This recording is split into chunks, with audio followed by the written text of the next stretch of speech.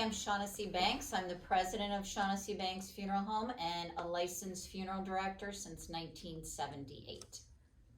And I'm Sheryl Shaughnessey. I'm vice president of the company, and I am also a practicing attorney. I got my license in funeral science in 1977 as a funeral director, and I've been practicing law since 1980. And I'm Rebecca Lautenslager. I've been with the Shaughnessey team since 2005. I'm a licensed funeral director and embalmer. When your father and uncle started this business in 1956, was it known by the same name? The funeral home used to be called Shaughnessey Brothers Funeral Home, and that's because it was both my father and his uncle that started the business. My father worked in the business until his death in 2004. So you joined the business in 1991, right?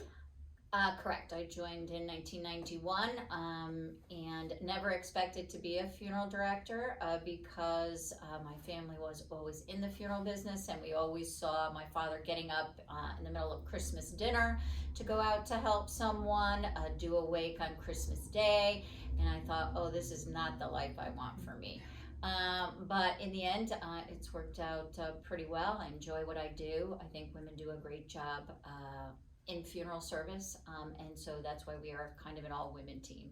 Absolutely, I love that. How old were you when you joined the business? Oh, I think I was in my 30s, so I did have a career prior to coming here, and I think anyone should have a career prior to going into the funeral business because you learn just so many other things from other businesses that you can extrapolate and put into this business. If you don't mind me asking, what was your job before this? I was an operations manager for a Fortune 100 company. Oh, that's cool. Mhm. I like that. Yeah. So why did you wait so long to join the funeral business? Well, because I never expected to be in the funeral business. My father got sick, and so it just was like the natural progression. The company I was working for was sold and relocated to Minnesota. Okay. And you became a licensed funeral director in what year again for me? 1978. So I licensed right out of college. Beautiful. Mhm. Okay. Sheryl. Yes. Okay, so the family business, how are you related to everyone? So I'm Pam's sister, Okay. and my dad was Tom Shaughnessey. My uncle was Jack Shaughnessey or John Shaughnessey. So Jack and Tom, my dad, Tom, and my uncle Jack started the business. I thought it was 1953 though. And what happened is my uncle Jack passed away of multiple sclerosis, and I subsequently did not want to have somebody tell me I had to sell the business because I was a female. And so I subsequently got licensed, and then my dad and I worked together for a very short time, and we're too similar. Pam's amazing at what she does, and with Becky's fine assistance. We didn't grow up in Fairfield. We were very young because my parents were divorced when I was little. So Pam's right. There were many days there were many Christmas dinners where Dad had to get up and leave. So we saw that on the holiday side of things. But we got very, very involved in the community, which has very much helped us because both of us believe in giving back to the community. And so we've gotten very involved. And I think we're the longest family-owned business in town. That's If really, not, we're really second. cool. Mhm. That's really, really cool. So we really believe in the town and very much supported it. Pam was president of the Chamber of Commerce for 2 years. And we've all been on boards and stayed very involved in the Rotary Club, but we all believe in giving back to the town, and so we've stayed involved accordingly. We love that. So what year did you obtain your law degree? 1980, And how long have you been practicing law? since 1980. Oh my gosh, that's so cool. Mhm. And so Yes, it Then- is. Long then- time. then what year did you obtain your funeral director license? 1977. Okay, and so that was in the time where like there was a lot of stigma behind women in funeral service. And did you come across anything like that when you were schooling for? I didn't. I'm a licensed funeral director as well, so it's different than what Becky went through as far as embalming school. Pam and I did not have to go to embalming school. The one thing that I did transition into is my last year of law school was when the funeral industry was getting a lot of stuff about people taking advantage of people in an at-need situation. I did my thesis at that point for the FDA and the rules and regulations and what was happening with the funeral service at that time, and really educated people. And so when you were in school, did you find that there were majority females in your class or the majority males, or was it like an even split? I didn't have to go to mortuary school. Becky Oh, went to mortuary just- school, so okay. we didn't have to go. We didn't Gotcha. have to go to school. In law school, I had many more males in my class, and now it's probably close to 50-50. I understand in law school. Yeah. And Becky could probably speak now in mortuary Actually, science. at Cincinnati College of Mortuary Science, as you say, the Harvard of the mortuary schools, which Yes. it is in fact. But anyhow, Where'd you go to school, Becky? Because I don't think that's on the Cincinnati. card. Yeah, well, University of Dayton. I had She my asked that undergrad. question, so I just want to make sure she had that. Thank you. We were actually the first class in the history of CCMS that was more than 50% female, Wow. and that was in 2002. So I would say now it's really skyrocketed for women in the business. Yeah. We see a lot of women going into the business. The majority in most classes that we have looked into, because we've looked for a young funeral director recently, and the schools it's women. Yeah. We're Actually, coming. I did do research on it, and there was the numbers have just skyrocketed of women in funeral service more recently than not. But you got to figure back in older times, it was the women who took care of the deceased people, so it makes sense. I will tell you though, in 1991 when I came into the business, the only women that would be hired were women who already had families who are currently in the funeral business. If you were a woman and you looked to be hired at some other firm, they would not hire. So there was definitely a backlash. Most of the male funeral director didn't believe a woman could do a good job, even though women were always in the background helping people. So I would say it's really only in the last, 15 years that they've really accepted women. And now we even see strong bastions of male-oriented funeral homes that are willing to even hire a woman. That's so interesting. Yeah, and I think women bring just another dimension to Another layer funeral of support. service. They tend to be more empathetic, more sympathetic. Most people are easily able to get closer to women than men. They look at it not as just a business. They look at it as what can we do to help you through it. So it's really a mindset when you're dealing with women funeral directors versus men. Absolutely. The other thing you should realize is my sister was past president of the Connecticut Funeral Directors Association, and I'm wondering how many women came before you was as president, do you know? Oh, no, I don't. Because that's a real kudo. A lot of people, way back when it was the male industry, and to have a female as president was really amazing, and Pam did a phenomenal job. And I think it's just, so empathetic. As she said, the business has changed, plus the business has changed so much. Funeral service used to end right after the person died, and you'd never not to talk to the person again. Now you've got the after service, grief support, the support which is services very that go on, important. grief support, all the things that we have here at the funeral home as well, where there's grief counseling and things like that we encourage people to get involved in. I love that. Yeah. Okay, so what was it like to be first in your class from the Harvard of Mortuary Science? I was very proud of that. I've always been very particular and meticulous, and I wanted to kind of just show everybody that, I have this. And to me, it really meant a lot to just kind of make sure all my T's were crossed and all my I's were dotted, and because this is the profession that you're choosing, so I wanted to be perfect. And did you think it was hard to obtain the first in your class? well, She worked hard for it. Yeah, no, just, it's not very modest sounding, but I feel like I blew it out of the water with mortuary school. The classes just came naturally for me. We'll put it that way. I love it. So do you ever regret your decision to change career paths? Well, when I first went to undergrad, I was going for physical therapy, which the reason I was drawn to that was I've always just been very fascinated by the human body. And, kind of throughout college, I felt like a change. I met a really good friend of mine who was in the mortuary field, and I got some exposure. It's not something I would have ever thought about, but after kind of getting some exposure, I really said to myself, wow, this is kind of every facet that you want. You have the human body component, then you also get to socialize with people and help people, and I think it's a complementary field. It's not necessarily a career change path. It's just a different way of doing it. I like it. It's a good way to think about it. Yeah. So you were licensed in Ohio, right? Ohio, 2002. So when you came to Connecticut, were there any obstacles you had to overcome, when transferring your license? Or does No, it just stay the Connecticut same? was a very kind state to transfer to. I basically just had to take the laws exam. Some states don't reciprocate quite as easily, but this particular transaction was easy. Just take the test and file for your license. Easy, Mhm. like it. So you are the green burial specialist, right? I am, yes. So how many people these days do you find are opting for green burials over a traditional burial? So currently, as far as at need, and what I mean by at need is someone has passed away and actively needs funeral services, the numbers in the Northeast are still pretty low. I kind of felt that it would expand a little quicker like it has in the Northwest. However, I am seeing a big increase in pre-arrangements with green burial focused. And these are people that are in their 50s, so they won't need our services for quite a while, hopefully.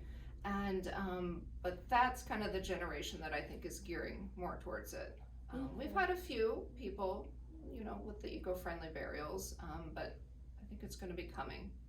Do you know what pre-arrangements are? Are you familiar with what pre-arrangements are? That's all Sahara does. So absolutely. Because I was going to say Becky can tell you a little bit more about pre-arrangements as well. If you would like to, just for the Well, sake of it's just basically pre-planning your funeral. So we highly recommend that everybody do that, whether your mother's 98 years old or whether you're doing it for your husband and yourself and you're in your 60s. Your kids won't have to worry about it. Everybody will know what your wishes are. So it's just get it done and have it off your plate and know that everyone's just going to be in a much better position when that happens. absolutely. And I think as an addition is, it's financially smart to do it. So, that you can put money into a trust that is there for you when your time comes. Some people pay us $50 a week. Some people, fund the whole amount or a bit, whatever they can afford. So we've found that a lot of people who are older either run out of money, so they don't have the money. They need to step up and have their family members pay a portion. So it just makes sense to plan ahead. I Absolutely. think it's also emotionally smart. Pam and I, when my dad died in 2004, and he was on a cruise in the Panama Canal, so we had no idea that he wasn't coming back. Wow. And it's like the shoemaker's kid with no shoes. He hadn't talked about where he'd like donations sent if something happened to him. But when it happened, it was a surprise to both of us. So emotionally, when somebody has that happen, when you're not prepared for it, and at least if you've planned everything and you know what you're going to do when you get that phone call, you're more at ease by having the arrangements in place and talking about it with the person. What do you want to do for a charity was the biggest thing that Pam and I spoke about. And we had a gal who worked for us for 25 years who retired last year, and she was very involved and said this is something her dad always wanted. It was the Fidelco Guide Dog program. And Pam and I were on board with it. It worked out well, but for somebody who hasn't talked about it, you can have major conflicts within a family, and it just removes that conflict and minimizes the conflict, I think, if you can. So that helps. I love it. Okay, so Shaughnessey Banks received the National Pursuit of Excellence Award. What year was that? I believe the first one was in 2001, and we've recently made it into the Hall of Excellence, which is getting that Pursuit of Excellence Award 10 times. Wow. So that's been an honor for us. And, applying for something like that, you have to take your whole year as, a funeral home and a staff and what you do in the community and, have higher ethics of different events that you sponsor, different programs that you bring families into. So it's really kind of keeping you a notch above, just to, And to put it in perspective, it is literally only 100 funeral homes nationwide out of 23,000 funeral homes that get it. So Wow. it's really an honor to do it and be recognized, and so we're very proud of that. That was my next question. You just answered it. Okay, there you Well, go. I think also the community welcomes it. We do things like the Tree of Life, when we do things in the community, bring somebody back after a funeral. They're so grateful, and they just look forward to participating, especially on an annual basis before COVID. They really like participating and say, when's it gonna be, where's it gonna be? And it's a big part of what the community does to kind of rally behind, because it's a wonderfully supportive, event that takes place as well. How many funerals would you guys say you performed last year?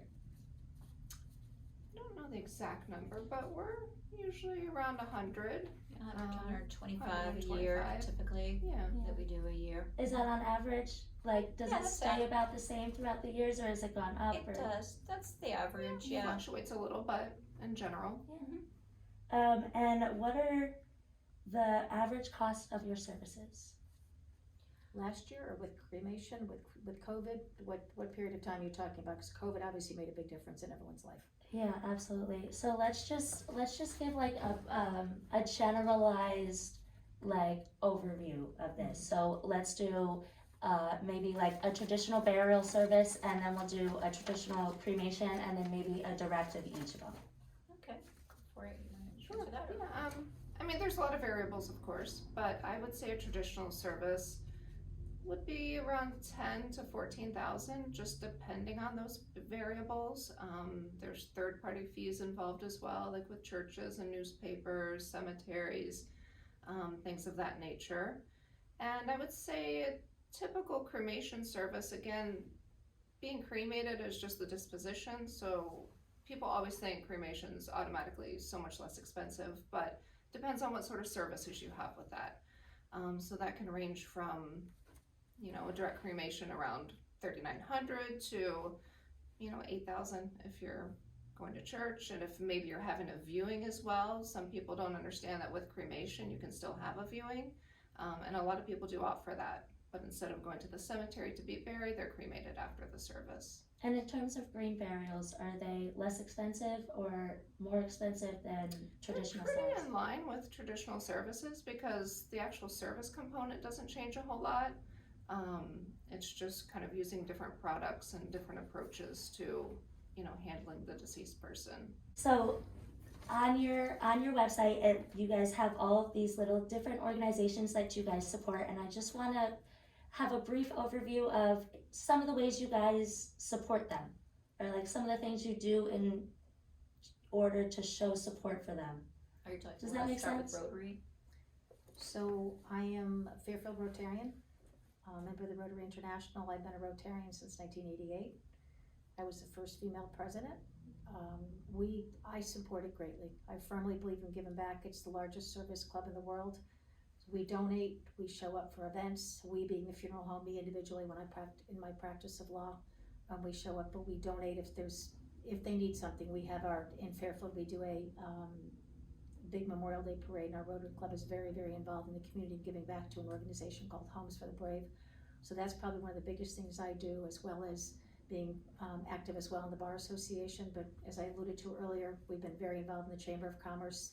Chamber of Commerce in Fairfield has evolved through the years. Becky has come on with something called a fellow, which is a younger person in the organization, rising through the ranks. So I think we've just been very, very involved in the community. Our business, as you know, is right downtown, so that makes a difference. We're right across from the green, so if something's going on at the green, we participate as well and get called into service, and we go and volunteer any way we can. But pretty much anything. I've been on several boards, the Inner City Foundation Board. I'm elected at our church as well, so we believe in giving back. And we work, especially Pam and Becky, work very, very closely with the churches, both in pre-COVID, during COVID, and after COVID, and the priests and the ministers coming over and working together with us in the world. So it's not just charitable things, it's as well as the professionals in the town as well with whom we work as well. Amazing. And So- Beck and Pam have also been involved in various Yeah, activities we've as been well. a big supporter of the Norma Free Breast Center, especially the past 5 years or so. We usually run some sort of yearly event to raise money for them, volunteer for their events, and just kind of try to get the word out, supporting breast cancer, supporting all cancer. So We that's kind support of a been a pink big one pledge every for year. us. There's always Right. big decorations outside. As Becky said, last year we did yoga on the beach as far as a pink pledge Yeah. to support Norma Free. That was good. It's kind of a cool thing. Yeah. We also are very supportive of Operation Hope, which is a food and shelter program here in Fairfield. So financially, we try to help them in any way we can. Food drives as well, delivering food, as well as adopting people in the community who really need our help. Are you familiar with Operation Hope? Do I you have know? not. So Operation Hope started as a shelter for homes. It's actually a block up down the road, but they had a shelter itself, and now they've basically adopted the motto, and rather than fishing for them, teach them to fish. So they've basically closed the shelter as far as homes are concerned. But what happens now is they have food every day. They feed people. I think it's just once a day now, but they've, as Pam alluded to, we participated last summer. They had mini tag sales for people around town because their largest source of support is a tag sale that they do once a year, and all the community comes. They get together, they rally. I know I volunteered.